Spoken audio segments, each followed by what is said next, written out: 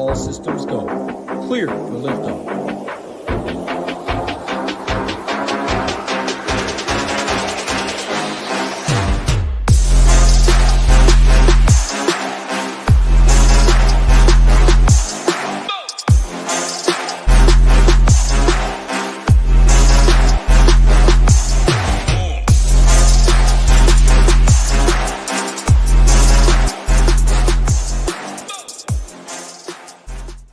What's going on, everybody? Talking some hoops. A lot of familiar faces already in chat. PGA. Everyone coming over from the PGA show. Listen to some hoops. Shout out Tambo and Hoop. PGA starts this week. Very excited for that. Make sure to check out that show if you haven't already. Full content. They discuss the content, the pricing. There is a special golf package as well. A lot of people in here I already know are members at SHIPIT Nation. If you're a member, you do get PGA, you get MMA, NFL, NBA, etc. But if there's people out there, they're probably not listening to this show. That's why we're not going to talk too much PGA. There is just PGA weekly, monthly, full season memberships as well. So check out that show. Very excited to get in the PGA streets, Rio. Just another sport, but there's a lot of money to be made, and the sweat is pretty fun. You can be in the PGA streets at all. What's going on this January 2nd afternoon?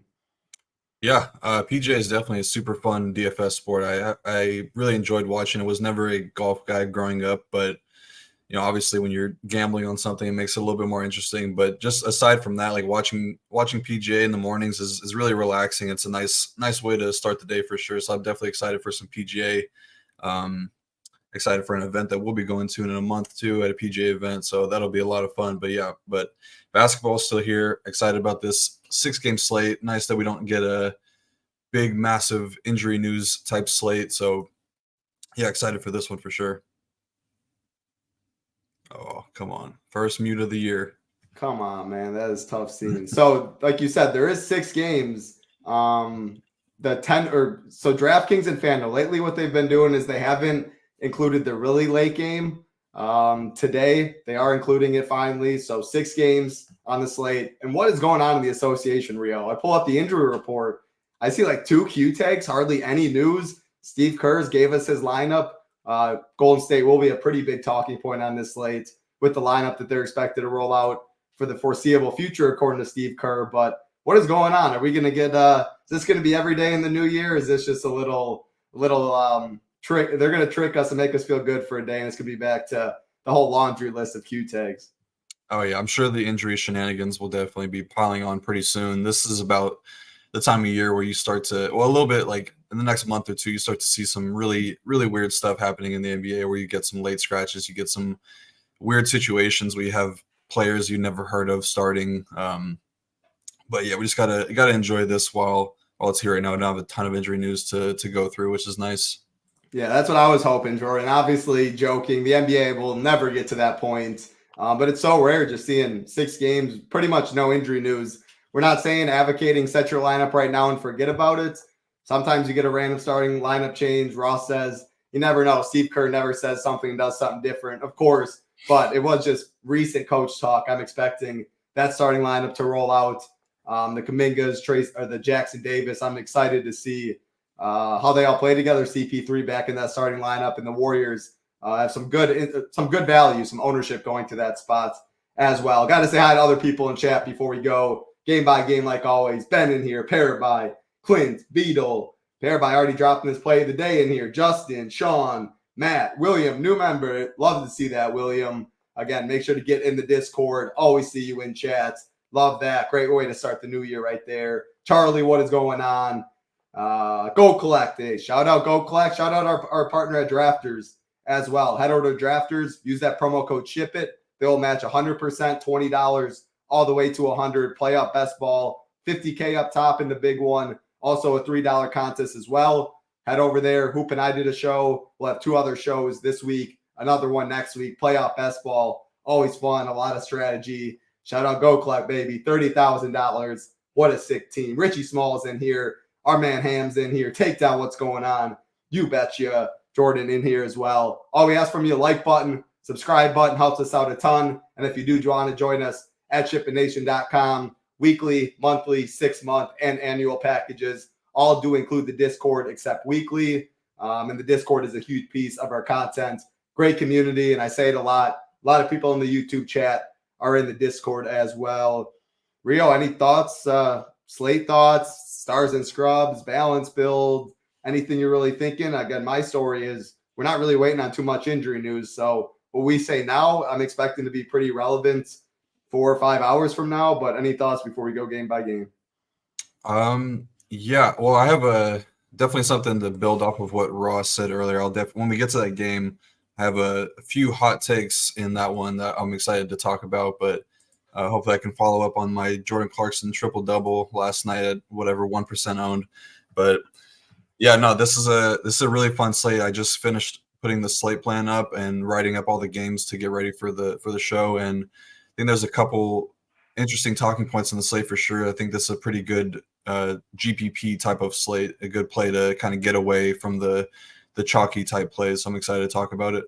I love it. Evan, what's going on? Nice hit right before the new year for yourself. And yeah, Ham's talked about your little 1% triple-double in here. Clarkson call that you had yesterday. So yeah, Rio just put up the slate plan shortly before the show. If you remember, go check that out. Very in-depth, good breakdowns there. Projections, of course, updated throughout the night. Ownership, core reports, cash reports, everything you need to be successful. First game of the night. I also will say, I like how the NBA has been doing it. So we got one game at 7 Eastern today. Then we got 3 games at 8 p.m. Eastern, 2 games at 10 p.m. Eastern. So it's all spread out.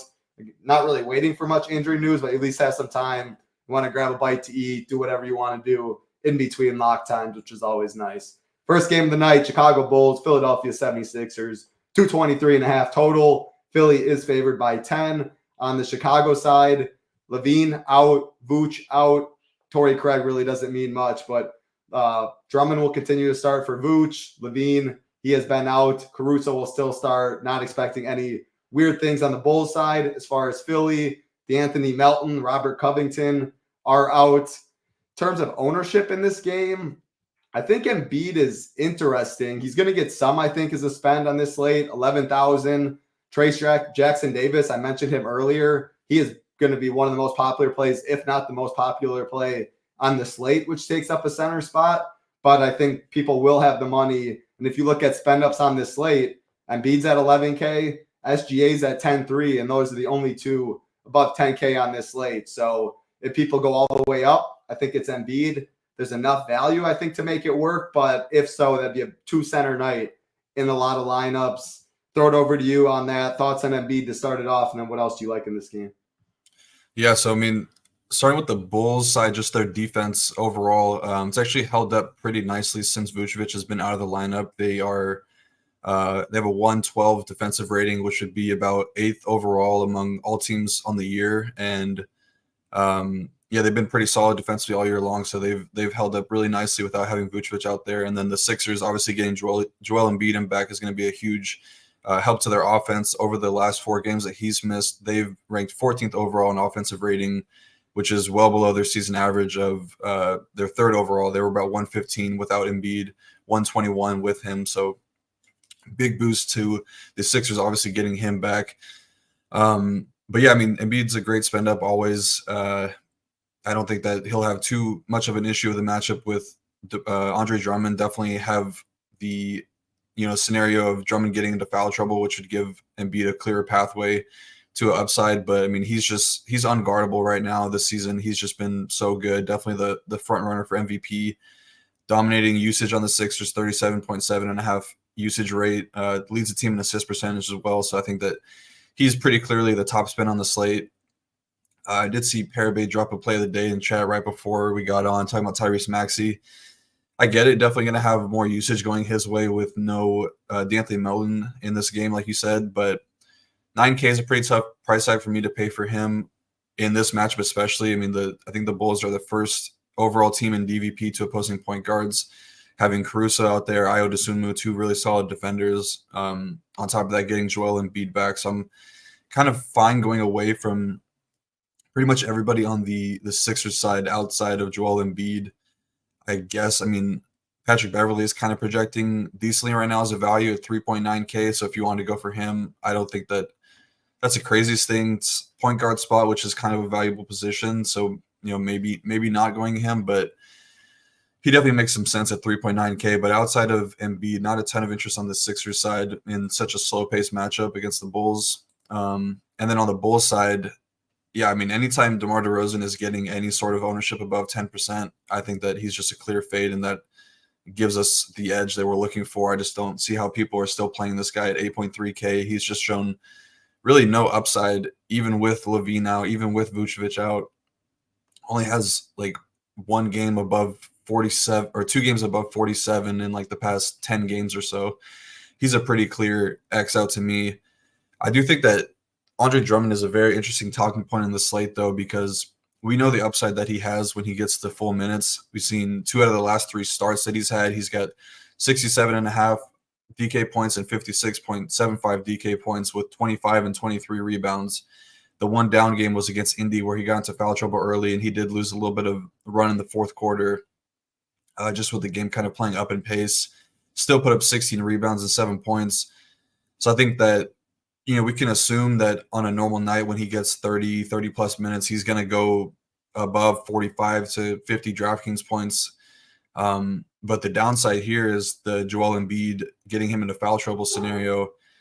And I don't think that's a crazy. I'm not saying to do this in single entry type play. I'm saying like 150 or like in the lotto type stuff, giving some manual bumps to a guy like Terry Taylor, who's the backup center. He used to be on the Pacers for a few years, I believe. Pretty solid fantasy point per minute producer when he was getting the minutes there.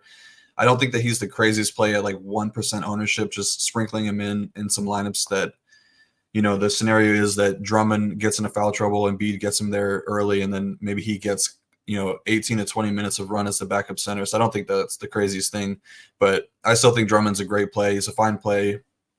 Embiid, pretty solid defender, but the Sixers are a bottom 8 rim defense on the year. So I think there's definitely a clear path of upside for him. And then not a ton of interest in really anybody else on the Bulls side. I think Kobe White's just kind of come crashing back down to earth. His efficiency has gone way down. The minutes are still there, but I guess you'll see an easier defender now with no D'Anthony Melton, so he's an option. But I'm kind of okay getting away from most people in this game outside of Drummond and Embiid. I definitely like the Drummond shout. I am worried about foul trouble, but when his ownership already is going to be held in check, which it is at the center position, the price is now right. He just has so much upside to break a slate. I think he's definitely, and I love 2 centers. It is pretty tough, I think, to go Embiid and Drummond. We'll get to the Warriors. Maybe you have a different hot take on Trayce Jackson-Davis, but that player to me right now screams not necessarily lock button. Maybe there's really no such thing, but at 4,600, like there's okay value on the slate. Someone's asking, what about Batum or Morris? Jordan says, don't need it on the slate. I'm kind of in between both. Like I don't love Batum or Morris, but I don't love a ton of value on the slate. I think there's some all right plays and jamming in Embiid or something like that. It's just if he goes out and gets you 70 at 3,400 or some guy gets you 16, 15 on this 6-game slate, relatively healthy slate, I think is fine there. So really it's Ish Smith, Trayce Jackson-Davis, and outside of that, nothing screaming to me too much. What are your thoughts on Batum, Morris? And I guess just the nature of like a Drummond Embiid. Could you see yourself doing that? Probably won't play them together. I just think that they kind of eat into each other's upside a little bit, and it's a little bit too risky. Just obviously, like we said with the Embiid, the foul thing, he'll get into the mode where he can just put his head down, kind of similar to how Giannis does, and just get to the line, 15 to 20 times in a game and get the whole team into foul trouble. So I don't think I would want to play them together. I guess I would be okay with Batum at 4.2K. We've seen him kind of get hot before. He's a pretty solid 3-point shooter as well. This is a pretty good matchup for 3-point shooters. I don't know where the Bulls rank on the season, but I know that they're a much bigger 3-point funnel this year. So I don't think that Batum is out of play by any means at 4.2K. So I definitely prefer him to Marcus Morris. I think Morris is more so in play when Embiid is out because he kind of plays the small ball center position. So I'd be much more interested in Batum if choosing one between the two. I like it. And yeah, the maxi call, I get a pair by a little leverage off of Embiid, 6-game slate. He can get hot. I don't think it's crazy. You just, at that price tag, I like a couple others around him. But again, I think he's fine. The DeMar, I echo everything you said. And I know we talked about it on that Mega Million day 2. I know you had him in your one lineup. I think I might have had him in like 3 of 5 or something. And I was kicking myself too. It like he projects well. It feels like I want to play him because 40 minutes on like 37, 38, 40 minutes, taking 19, 18, 20 shots. Just, man, he just doesn't, the peripherals aren't there enough. He really has to go, I think, like 14 for 21 or just have such an efficient shooting night. And it still feels like he ends up with 45 DK points or something. So I'm with you. I think getting it away from DeMar makes a lot of sense. I'd rather go Kobe White, who's 700 cheaper. Again, his minutes are still up there. The usage is still up there. No Melton, who would have been on Kobe White, is a boost. I just think the savings, and I don't know, I'm just scarred from DeRozan there. But Kobe White and DeMar, a lot of the same things. The peripherals aren't always there either, and they're still not the easiest matchup in the backcourt. But it's not the best game, personally. Like Embiid or Drummond and nothing else, or just completely fade this game, make it a 5-game slate and wait an hour. It's, I think, the best way to approach it. 10-point favorites as well, which is Sacramento really late in the day. But Memphis 76ers 10-point favorites, only 3 pretty close spreads on this slate. Next game on the slate, 8 p.m. Eastern, Boston Celtics, OKC Thunder. About a 240 total. Boston is favored by 4, and nothing on the injury report on both sides. 2 healthy teams. And in terms of ownership in this game, Josh Giddey sticks out. I think he will be pretty popular, 5.6K. Again, there's not really, when you go 4K and below, there isn't really many guys you want to get to outside of Jackson Davis and Ish Smith. I think Giddey is one of the more popular value plays. Thoughts on him? Thoughts on SGA? Again, 2 players priced above 10K. Embiid, SGA. I think SGA is interesting in this spot. Not a great matchup, but all the minutes, all the usage, and probably sub 10% or something like that on this slate. Not seeing really much value. Anything you got for cheap? Any stars? What are your thoughts on this one? Well, first of all, I think we spoke a little bit too soon about having no injury shenanigans because Terry Rozier is now probable, so we can kind of assume that he's going to play. Yeah. Gosh. So we're going to have to find some value elsewhere now. Well, that makes Embiid, to circle back even a little more, like I will probably have less exposure to Embiid than I would have otherwise, because a lot of the value, I mentioned Ish Smith, the Warriors offer some, but it was really Ish Smith offered a ton of value at 4.3K as a starting point guard.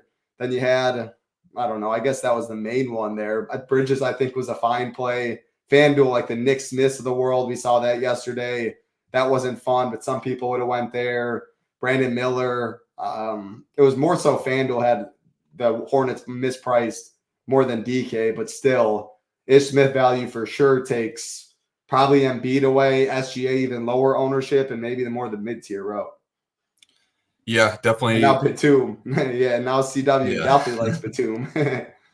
Yeah, just taking a quick glance, looking at the guys in that same range, it definitely seems like a double center night now for sure, because a lot of the best value is some of these backup centers that we'll talk about in a little bit. You know, the Sandros, the Larry Nances, definitely Trace Jackson Davis. So I think that's probably going to be a double center night for me. But yeah, in this game, kind of surprised at how high the total is, though, because these are 2 of the best defensive teams in the league.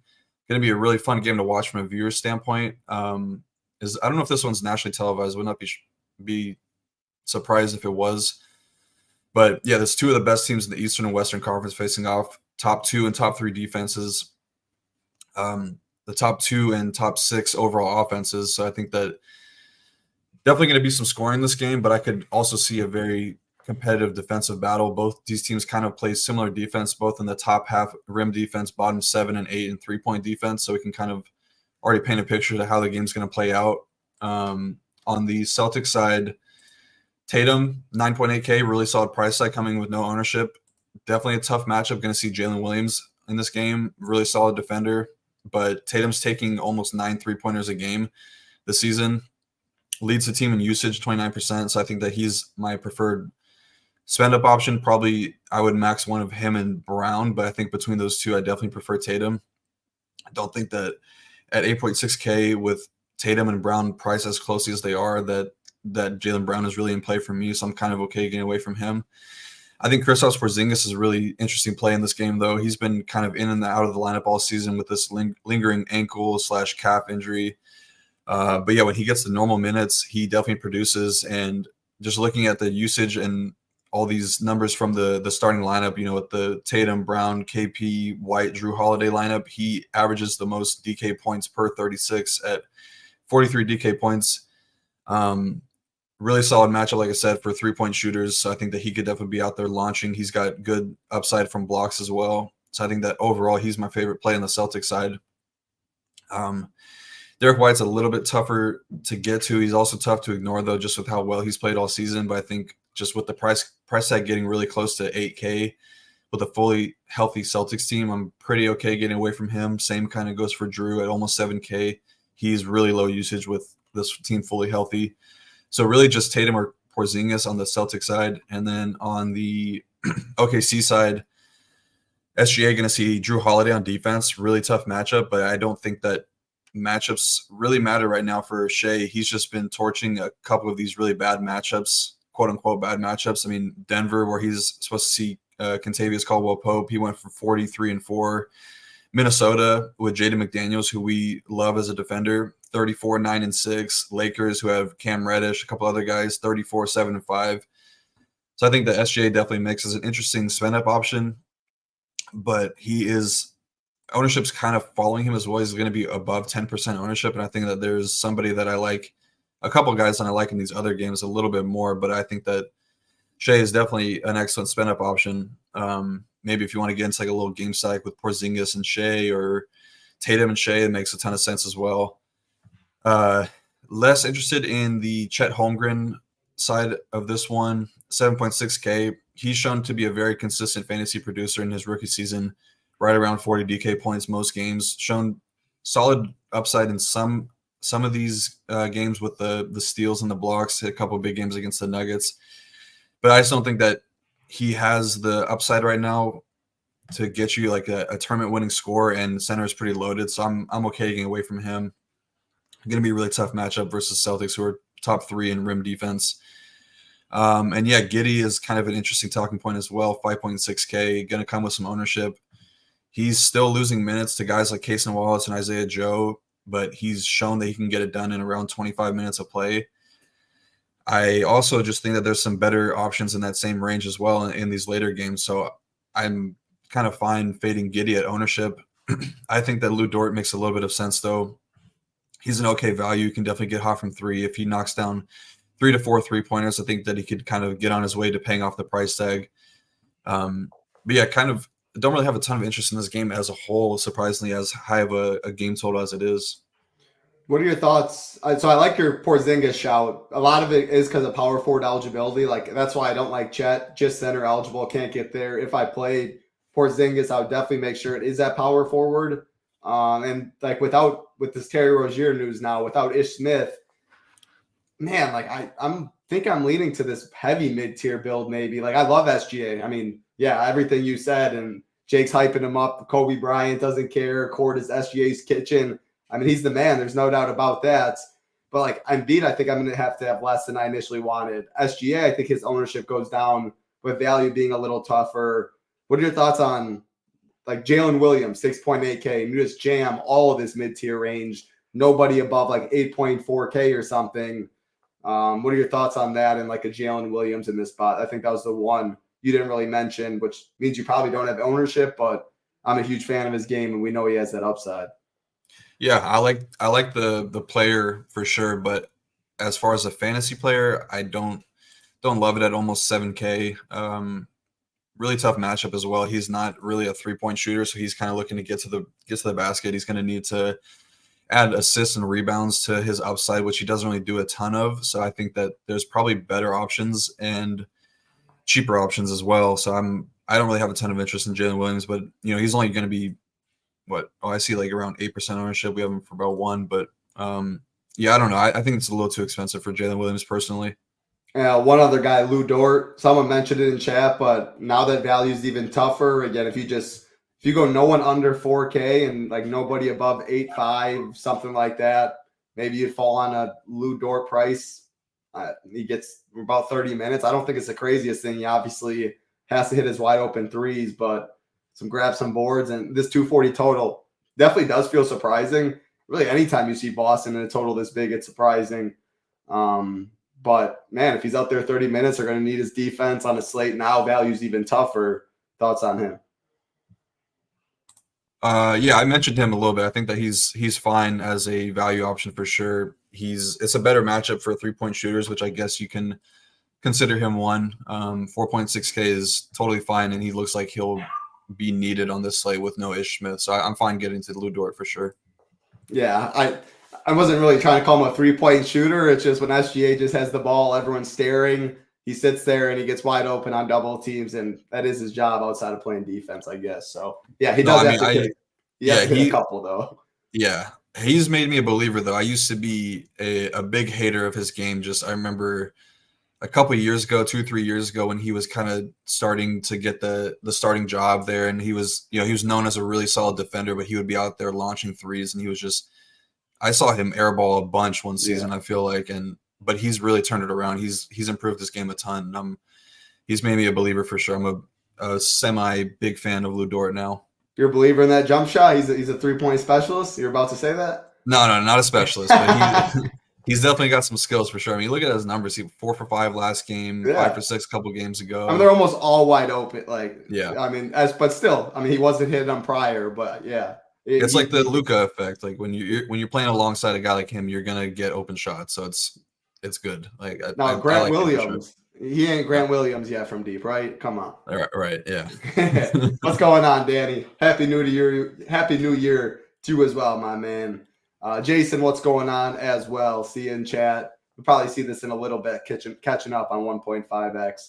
4 games left on the slate, another 8 p.m. Eastern. Actually, yeah, someone reminded, take 1 second, as Tambo like to say, take a like, take a hike. We're not asking anyone to take a hike. We will ask for that first part, though. That like button helps us out a ton, is much appreciated. Subscribe button, like button, bringing you shows every single day. We appreciate it a ton.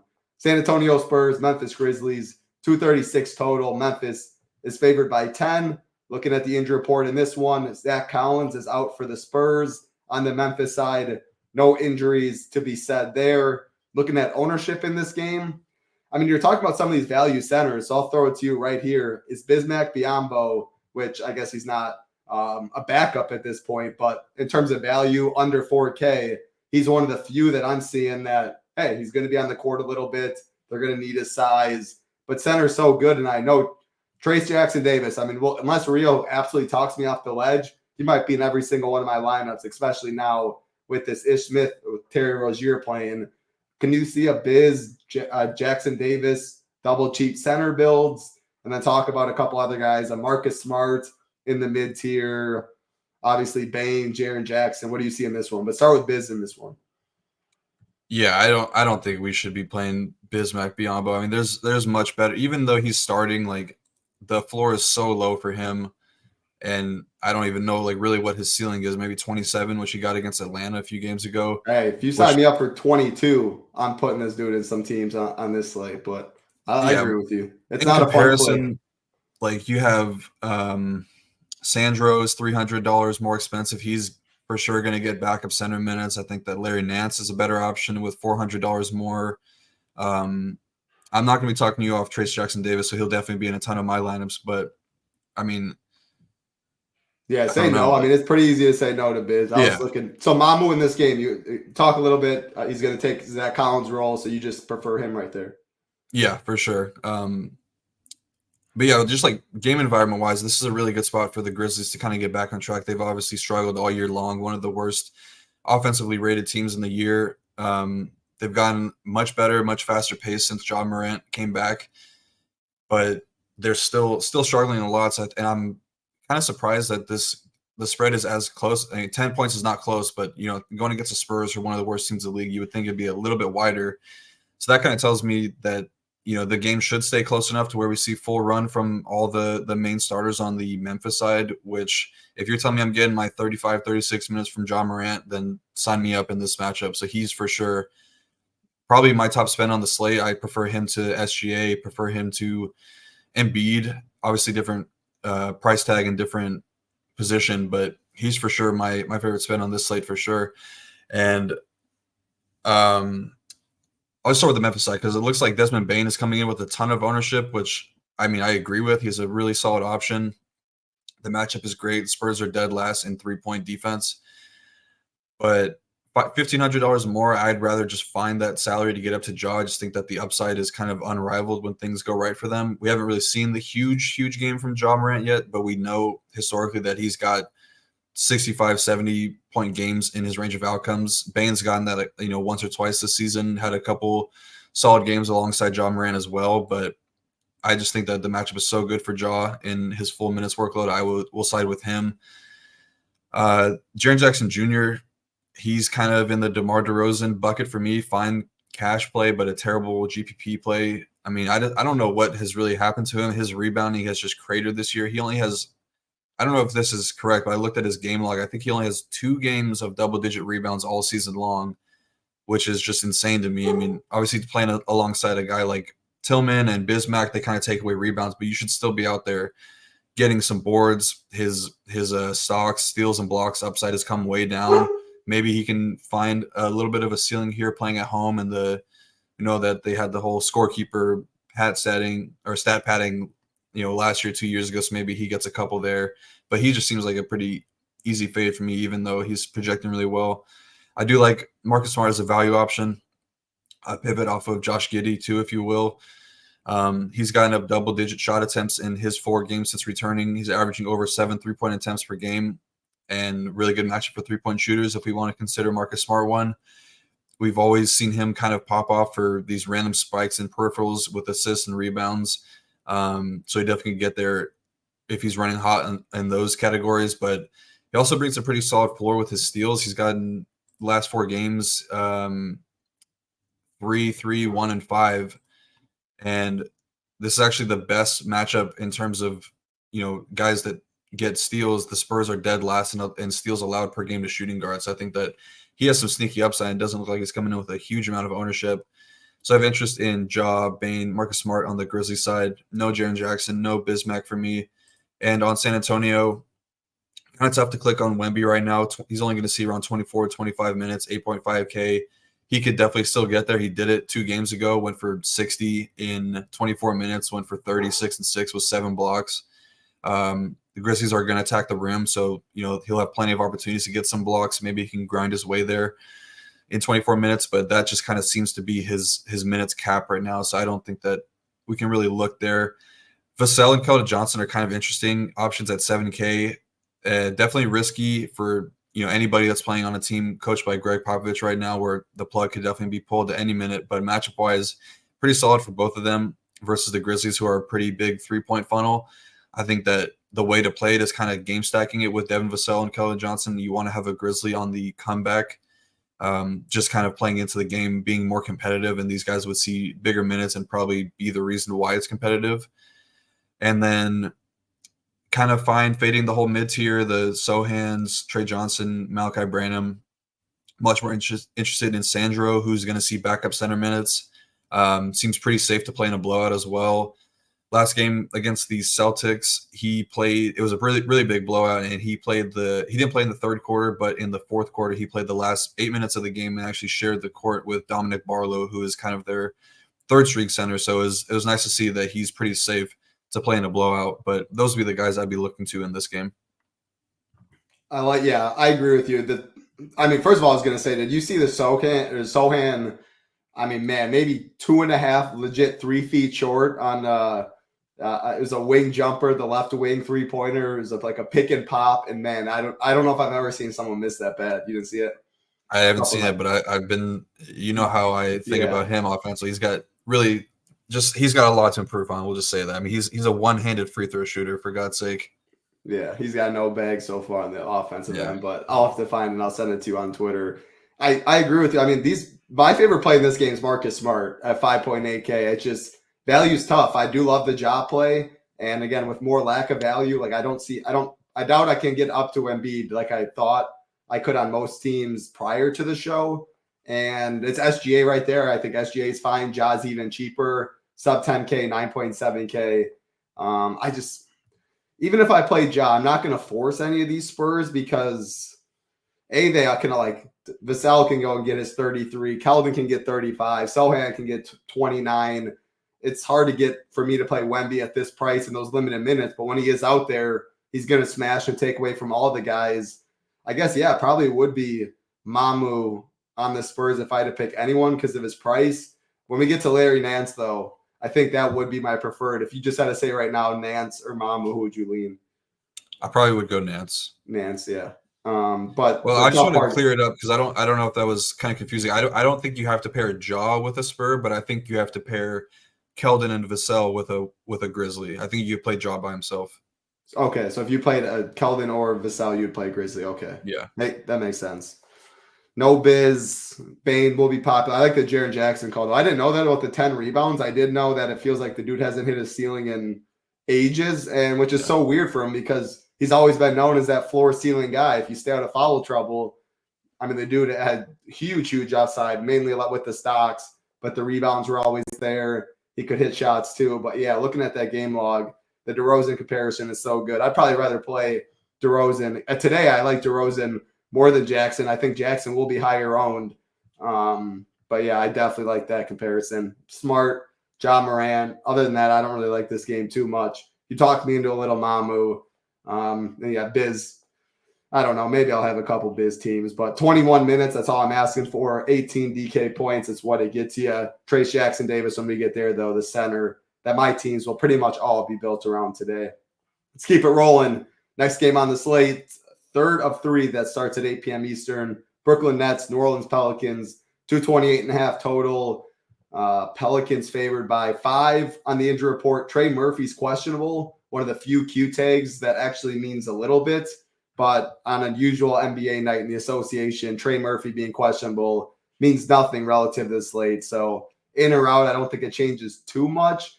Now you're talking Larry Nance, and that's because the past 2 games, him and Joval are not splitting the 5, but Nance is playing every minute at the 5 that Joval isn't. And you look at this matchup with Claxton, but outside of him, like they can go. Royce O'Neal is kind of a big. Darian Sharp will play a lot of backup 5 as well. But Larry Nance and Zion, those two are big enough where they're totally fine giving Nance 24, 25 minutes. Always a good point per minute guy. The rebounds have been there. I mean, he plays above the rim. I think when I was comparing him to Mambo, I feel a lot safer with Larry Nance in this spot. Talk about him to start, and then, I don't know, we're talking some value, some mid-tier stuff. Zion under 8K, Bridges at 7.2, who has been burning people as of late.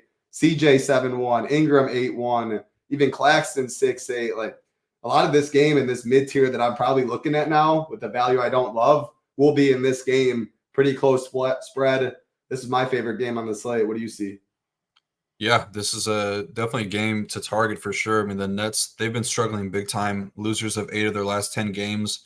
Over that 10-game span, they have a defensive rating of 122.7, which is third worst in the last 10 games, and that would be the worst overall in the season if that was their current number. But they're getting beat badly by three-point shooters, allowing over 15 a game. So I think that we can look to guys like Ingram, CJ McCollum for sure.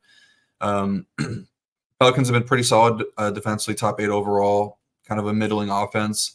Also on the Nets side, it starts and kind of ends for me with Mikal Bridges. I mean, if this game stays close, it's definitely going to have to be him putting the team on his back. Probably going to see Herb Jones on defense, which definitely make things a little bit more difficult for him. But I just think that price tag wise, and like you said, we might be looking at the mid-tier type builds. 7.2K might be the cheapest we get Mikal for the rest of the season. Been really, really up and down for him lately. He's had a couple games in the 50s and then a couple in the teen. Well, I guess the teen ones was the Milwaukee game where he only played 1 rotation, but he's had a couple games in the 20s where he's playing upper 30 minutes. So I think that definitely a bit risky, but 7.2K, really solid price tag for him. Claxton is kind of just okay for me. 6.8K is really expensive for him, kind of looking to pay down at center tonight. Going to be needed for his defensive assignment on Joval. Going to be needed for the size as well. I think that if he gets upwards of 33 to 34 minutes, he definitely has a chance for the upside, but I think I'm just going to be spending down at center tonight, so I won't really have much of him. Outside of that, I think the only other Nets person that I would consider probably be Cam Johnson, but even at 6K, I don't really love it. He's just not really doing much outside of scoring, so I would be okay getting away from him, kind of just looking to Mikal on the net side. And then on the Pelican side, Ingram in a really good groove right now, scored no less than 24 points in 3 straight games, leading the Pelicans in usage, actually leading the team in assist percentage as well. So he's got a pretty solid floor. And like I said, the Nets defense really slipping badly right now over the past 10 games. Huge 3-point funnel, which is not really Ingram's area of expertise, but he can definitely get, do some damage there. He's shown some pretty good upside at 8.1K, got into the 50s a few times. So I like him. Zion, I don't think this is the matchup for him, as he's been playing much better lately, as much as we've been kind of making fun of him for the off-court stuff and missing back-to-backs and whatever. But he's had 49 in 2 of his last 4 games, so he's definitely had the upside. Probably going to see Dorian Finney-Smith on defense, who's a really solid defender. Claxton down there, kind of shoring up the interior. I think that Zion's game is kind of best suited for teams that are towards the bottom in transition defense. That's where he'll get most of his damage done. And teams that are really bad rim defenses, which Nets aren't. They're much for a 3-point funnel right now, so I would be okay getting away from Zion. But CJ McCollum, I have a lot of interest in him as well. He's shown that he can still have a ceiling even with sharing the court with Zion and Brandon Ingram. Last game versus the Lakers, who are a huge 3-point funnel as well, he went for 48.25 DK points, shot 6 of 11 from 3. 2 games ago, he shot 4 for 10 from 3, got to 39 DraftKings points.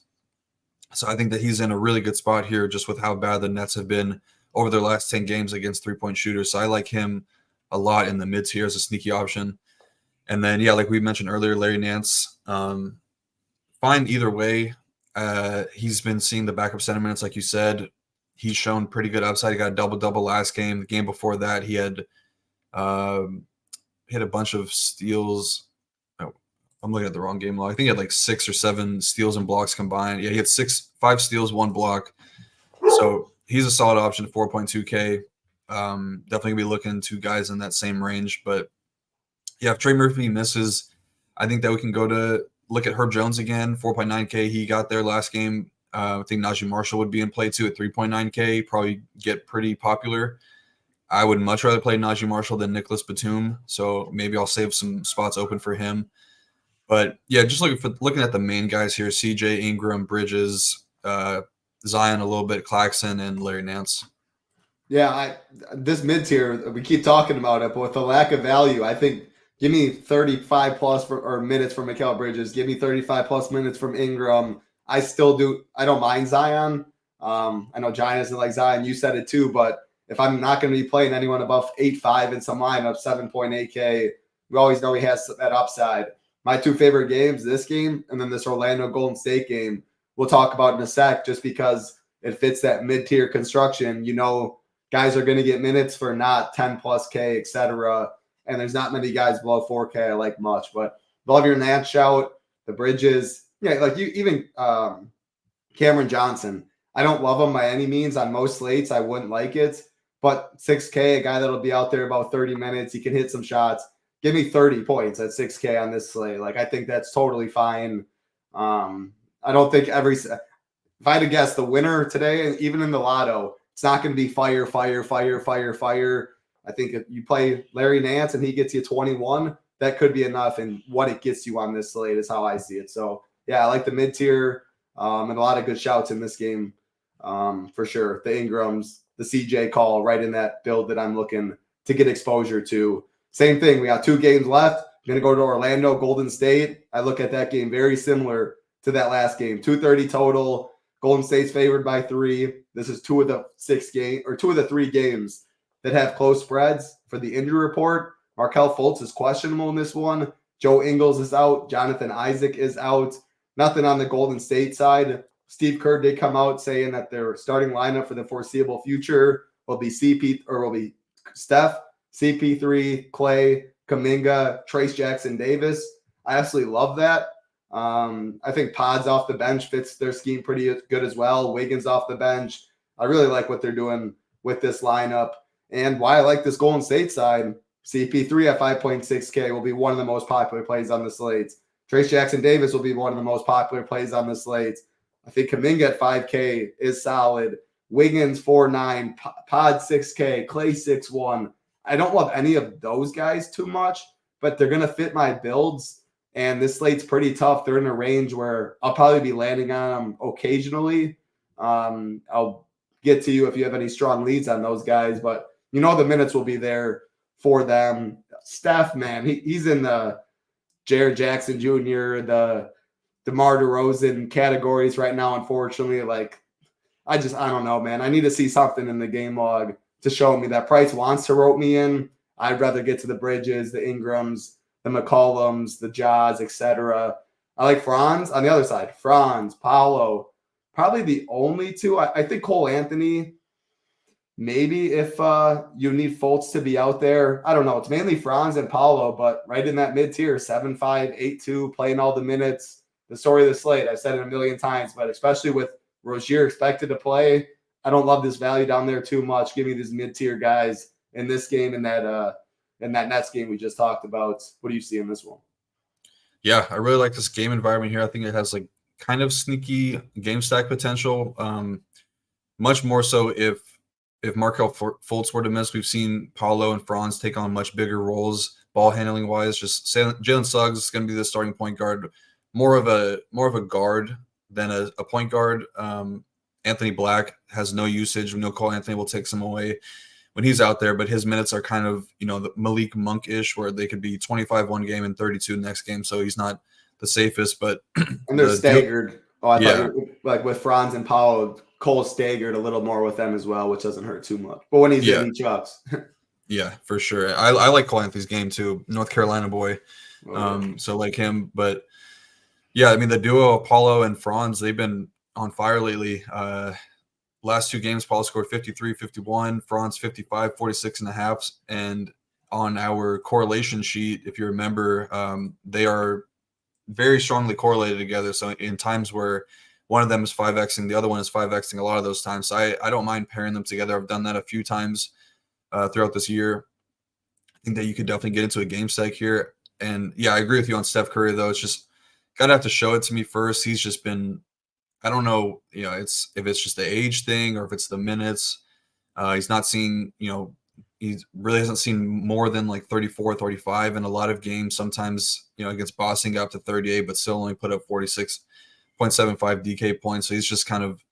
You think it has anything to do with Draymond, like getting everyone in the flow of the offense, the screens, getting him more open looks? He's playing with dudes that he's just not used to playing, and so much of it is movements, getting the ball, timing. I don't know. Yeah, that definitely has something to do with it. I think he's Draymond, obviously not the best gifted offensive scorer, but he's kind of just the engine that makes the offense run. Just everything kind of runs through him. He gets the ball moving, and not having that definitely, you can see, the Warriors have definitely struggled this year offensively, kind of turning things around right now. But I also think that even having Chris Paul out there takes away some of the usage from him from a assist standpoint.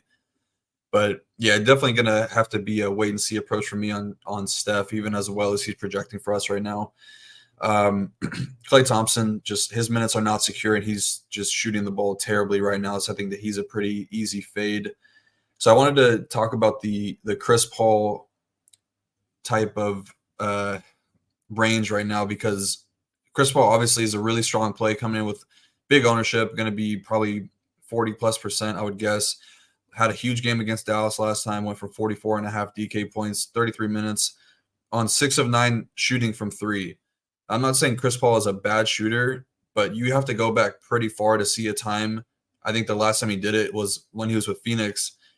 You got to go back pretty far to see the last time he made more than 6 3-pointers in a game.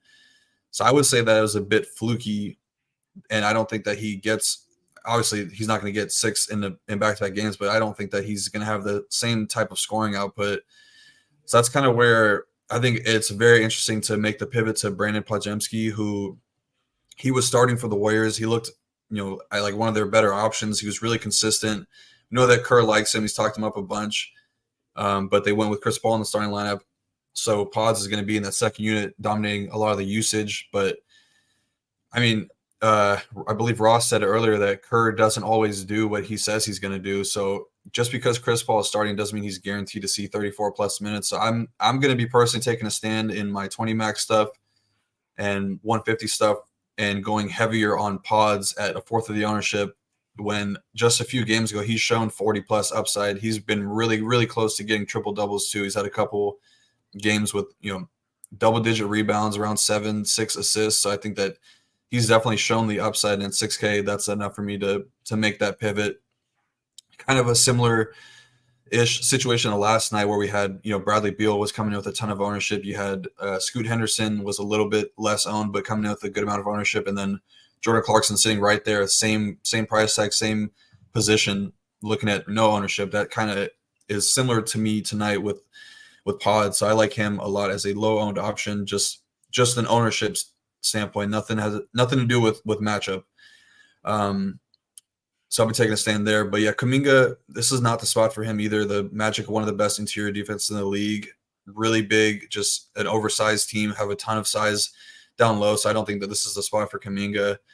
Wiggins is going to be a pretty solid value option right now, 4.9K. He's been playing much better off the bench too. So I like Wiggins as a value piece. And then, Trayce Jackson-Davis, he's definitely the best value on the slate for me. And I'm going to be playing him, possibly locking him in 20 lineups for sure in all of my main single entry stuff. But I do think that also just a lotto type play. I don't think that going to Kevon Looney as a bumping up his projection and maybe getting 1 to 2%, you getting a lineup with him in there, just in the scenario that maybe Jackson Davis gets into foul trouble and you get some more run out of Looney. But that's big, like big field stuff. I wouldn't do that in a single entry type setting. Yeah, I love the Pod shout. It was December 30th when they were playing Dallas. It was the same starting lineup. CP3 started. He got his little break. Then he came back in to end the first quarter, and Steph came in, but he didn't start the second. And the Warriors got hot. They came back, and it was Pods, Wiggins, Steph, Saric, Gary Payton was in the mix a little, Trayce Jackson-Davis a little bit too. But Gary Payton's for his defense. Pods was playing so well, and Wiggins, they were fine not putting CP3 back in until like 3 minutes left in that game. And that was one of the games. That was the game he nuked. He did get up to 32 minutes. He played most of the second half. He shot the ball very efficient from deep.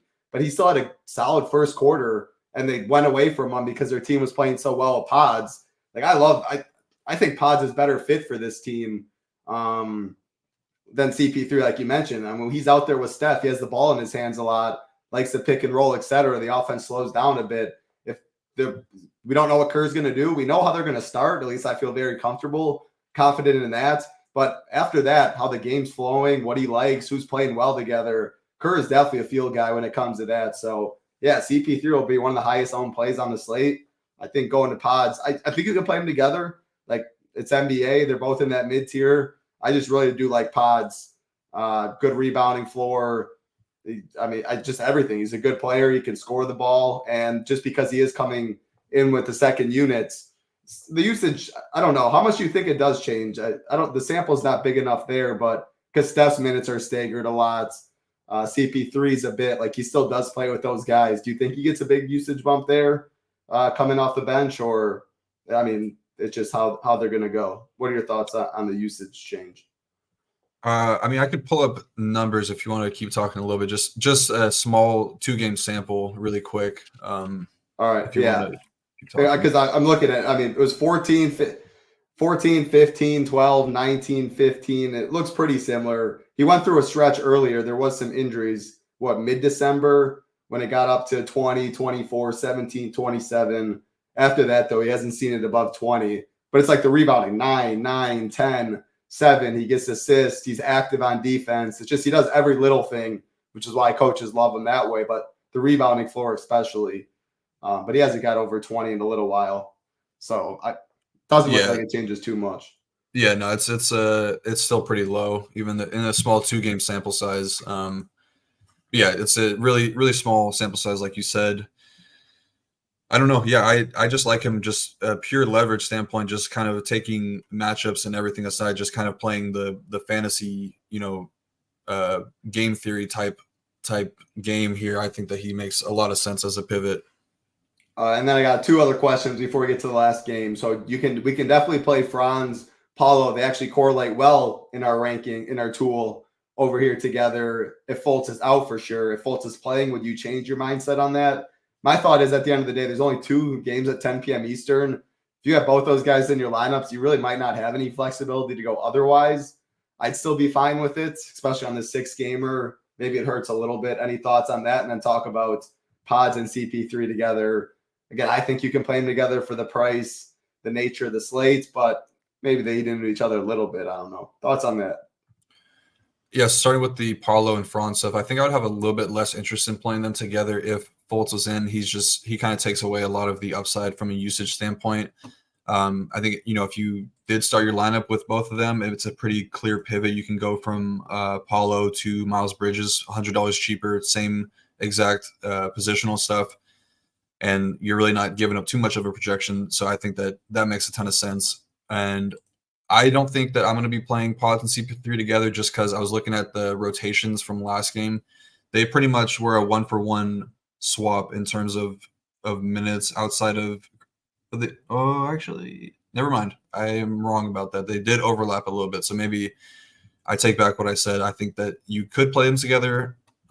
Maybe you have – if you have the solver, you can add a manual dock to lineups that, have CP3 dock Pods or lineups that have Pods dock CP3 a little bit.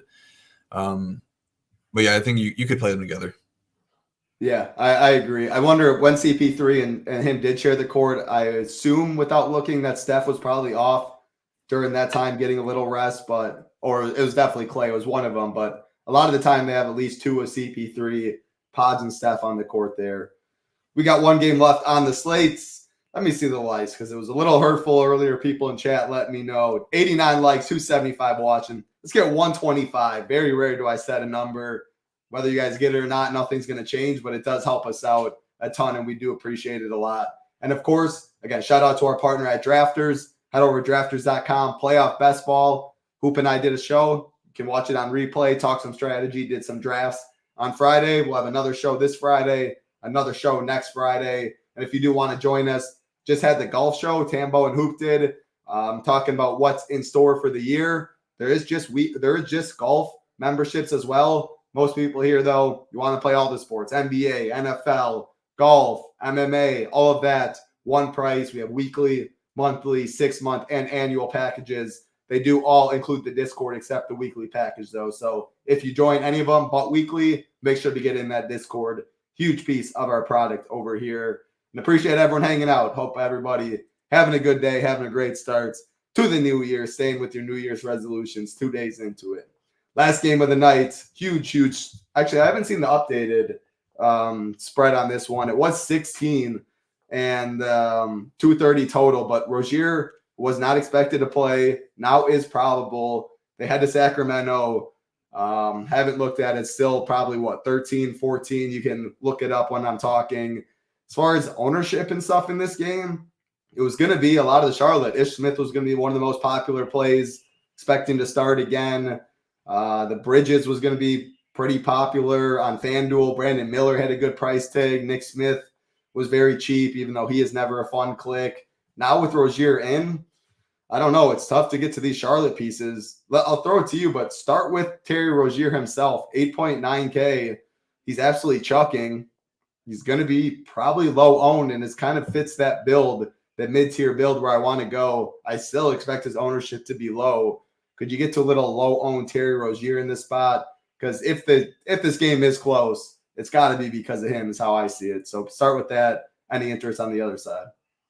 Yeah, I mean, I'll pretty much say the same thing that I was going to say about a Miles Bridges. Well, a little bit less so to Miles Bridges because he played 36 minutes last night, even in a blowout. But I do think that getting to Rozier would make sense with a little game stack. This is a good game environment, 2 pretty fast-paced teams. Kings is playing much faster since De'Aaron Fox came back. They're in the top 10 of the league now.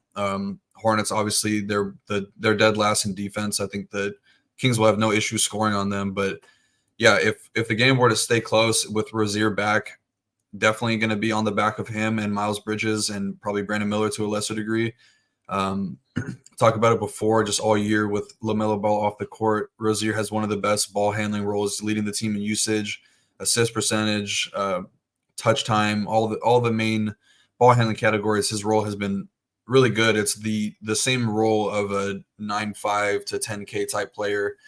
And he's shown the upside too. If he can get hot from three, he's shown the upside. He's had a couple of games with around 13 assists. I don't think that he's the wildest play. We have to see where the projections shake out for him. I don't know if what I'm looking at is updated, but I think it's still 15-point spread. I don't have. It probably is. I mean, it was 16.5. I'll look right now, but that sounds right at 1.5 for Rozier. Outside of him, this team's really got nothing. Keep talking. I'm going to see it in a sec. And like I just said, Miles Bridges. Okay, 15. Yeah, so still going to be a blowout, but a little bit less of a chance, or I guess more of a chance for it to stay closer with Rozier back. But yeah, Bridges would have been the main focal point of the offense if Rozier wasn't in. But Bridges is going to see Keegan Murray most likely on defense, which shouldn't be an issue for him. Kings are kind of struggling with their interior defense. Sabonis, not the best interior defender, so I think that Bridges has some upside at 8.1K, even with Rozier back in the scenario that the game were to stay close. I wrote up Brandon Miller at first, but I don't think that he's much in play now. It's 6.7K with Rozier back, but I think that there will be a couple games coming up pretty soon where it'll be his turn, his time to take over the team. Maybe Rozier will take a couple nights off coming up, and I think that Brandon Miller will be in play soon, but 6.7K is a little expensive right now for him. Ish, I don't think is in play anymore, obviously, with Rozier back, 4.3K. Yeah, outside of that, it's tough to get to any of these other Hornets guys. Nick Richards has been playing well, and Sabonis can be vulnerable a bit to opposing centers, so I don't think that he's the craziest play at 6K, but better plays in the value tier at center for me. And then, Sabonis on the other side, this is the nut matchup for centers here. I mean, even in a blowout win, I think that he could put up a huge stat line in three and a half quarters. Hornets, they were a little bit better with Mark Williams in there, DVP-wise, but now they're bottom 2 to opposing centers. Sabonis has 4 triple-doubles in his last 7 games, getting a ton more usage in the offense, getting more involved as a passer. So I think that he puts up a big score here, not coming in with a lot of ownership either. So I think he's a great play at 9.7K. Fox also in an equally as good spot, probably a little bit better now with Rozier in there. Rozier not the best on-ball defender. And I think that Fox kind of makes a little bit more sense in the scenario that a game were to stay close. Is kind of see his minutes get elevated, his usage and scoring all go up in a closer game. I think that in blowouts, it's more the other guys doing the heavy lifting. But I think that in a close game, Fox makes a ton of sense. So pairing him with probably not Rozier, just both point guard eligible. But actually, is Terry has shooting guard eligible. Okay, so you could definitely pair him with Terry Rozier as well. Bridges makes sense too. I always like De'Aaron Fox. He's been one of the better scorers, just most consistent scorers all year long. So I like him. I don't really have interest in Keegan Murray. Not as good of a matchup for 3-point shooters. So I think that he just misses my player pool. Malik Monk is a solid option. The low to mid tier, been playing super well lately. 34.5 DK points, 41 DK points the last 2 games. He's a spark plug off the bench. Always has the chance to go off. So I don't mind him at all at 6.1K. I am seeing a lot of ownership on Chris Duarte, and I can pretty comfortably just X him out of my player pool. He's just got little to no usage in the starting lineup when he's sharing the floor with Fox and Sabonis. So he should kind of be standing over there in the corner, hopefully knocking down a couple threes. But I would just prefer to look elsewhere if I can get away from Chris Duarte. That's usually how I want to play it. But yeah, that's kind of it for me in this game. Yeah, so Juice, why Duarte is popping. Rio said at the end, but so he started last game for Herter. We're everyone expecting the same thing. But yeah, you can look at it how Rio just did. He's getting ownership because he is starting and the minutes are safer. But when you're sharing the court with Fox and Sabonis instead of the second unit, your shot attempts and what you do on the offense, you stand in the corner and you hope to get the ball and hit a couple threes that way. So the ownership, I don't think is going to go anywhere, though. We lost Ish Smith. We didn't gain more value as the show went on. We actually lost value. So I do expect Duarte ownership to stay there. You mentioned Nick Richards. Yeah, monster game he had yesterday. 2 other guys, and there's not great value when we're talking about it. Harrison Barnes, Jordan brought him up. And if we were talking Marcus Morris, Nicholas Batum, I will mention Harrison Barnes, and then Trey Lyles. Again, I mean, at these guys, I mean, we're hoping 20 points, 21 points, and it's what it gets you. Either of those two, any of those two, neither. I would much rather play Trey Lyles if we're just talking like having a forward spot available. If you have Duarte in there at forward instead of guard, then I would much rather play Trey Lyles at 4.3K. At least we know that he has upside, and it's a good matchup for, he's more so out there to be launching threes, which kind of sucks. But at 4.3K, I know that he's got a little bit of upside, whereas Duarte has little to none. I agree. Yeah, he's more active. He can grab more boards. You feel a little better about him, so I agree with that. That's all 6 games. Yeah, the slates came in as there was some value. I mean, it was pretty concentrated. I think Trace Jackson Davis, Chris Paul are the 2 most popular plays on the slate. We lost the Ish Smith and the Charlotte stuff. Rozier's probable. Only waiting for Fultz and Trey Murphy. Fultz is one of the 2 10 p.m. Eastern games, so I don't expect to get that news. Trey Murphy will get, we mentioned like Herb Jones, Najee Marshall, but yeah, I mean, when that's the biggest news on the slate, besides, you never know what happens in the NBA. Again, we're not saying now get off the show, put in your teams like you would. I'll say golf. I would say MMA. So many cancellations. You never know anymore. But it's not a sport like that. You still maybe get a random someone in the starting lineup or something. Ownership projections will be updated throughout the night. Core reports as well in the Discord. Always make sure to get in there. But any final thoughts, Rio? It looks like a mid-tier build for me. Yeah, same for me as well. I think we talked to some points that we can have some, gain some leverage tonight. I think that's a pretty solid GPP type of slate. Some sneaky spots to game stack as well. So I really like the slate, even not having Ish Smith. I wasn't really that excited to play him either way, so I'm kind of fine to not be forced to play a chalky Ish Smith. So, but yeah, all in all, this is a pretty fun slate. I'm looking forward to it. Yeah, I mean, everyone's playing with the same cards. Sometimes like that, when you probably would fall on some chalk just because of the nature of the slate, but you don't love it. When it's taken away from everyone. Everyone's got to adjust. You had some Larry Nance, Mamu, some cheap shouts that probably will be relatively low owned. So head over to SHIPITNation.com. Again, weekly, monthly, 6-month, annual packages. Go check out that golf show too. There is just golf memberships as well, weekly, monthly, and for the season. Go check that out. That was just on this page as well. And someone asked, was there a hockey show? Nades did do an NHL quick hit, which is also on this YouTube channel. So check that out. Great show as always, Rio. Hope you have a great night. Somebody out there, go win some money with the SHIPIT Nation logo up top. For Rio, I'm Titletown. Have a good night. Good luck, everybody.